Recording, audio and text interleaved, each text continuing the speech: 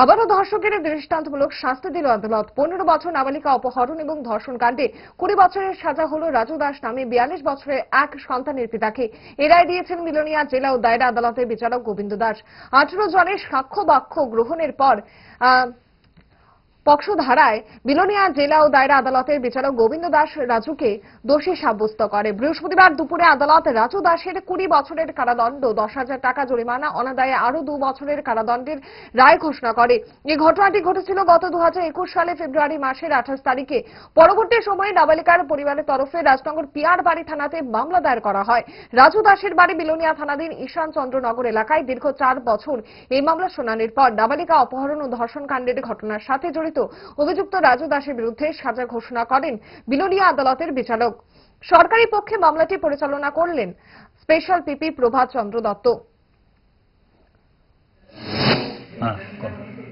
আমি Shri Prabhat Chandra Dutta, special PP, special court Belonia. আজকে নাবালিকা অপহরণ ও ধর্ষণ কাণ্ডে রাজু দাস নামে এক ব্যক্তিকে আদালতের বিচারক শ্রী গোবিন্দ দাস 20 বছরের সশ্রম কারাদণ্ড দেয় এবং 10,000 টাকা জরিমানা করে অনাদায়ে 2 মাসের জেল। 18 জনের সাক্ষ্য বাক্য গ্রহণ করা হয়। 6 পক্সো ধারায় এই রায় দেন। আর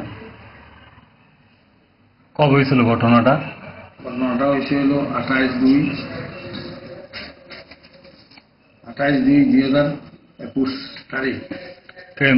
নাবালিকার পরিবারের পক্ষ থেকে কি মামলা করা হয়েছিল? নাবালিকার পরিবারের পক্ষ থেকে মামলা করছে। কোন থানাতে মামলা করছিল? পিয়ারবাড়ি থানায়। পিয়ারবাড়ি থানাতে মামলা করছিল। রাজু দাসের বাড়ি কোন জায়গায়? রাজু দাসের বাড়ি বিলোনিয়া সুকান্ত কলোনি।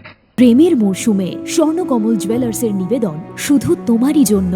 অফারটি চলবে 28 জানুয়ারি থেকে 15 ফেব্রুয়ারি। পান সোনার মজুরিতে 25% ছাড় ও হীরের মজুরিতে 100% ছাড়। লাকি ড্রতে আছে 10টি হোম অ্যাপ্লায়েন্সেস জেতার সুযোগ। চলছে গ্র্যান্ড ডায়মন্ড ফেস্টিভ্যাল। শর্তাবলী প্রযোজ্য। আসুন স্বর্ণকমল জুয়েলার্স, আগরতলা, উদয়পুর। দোকান প্রতিদিন খোলা।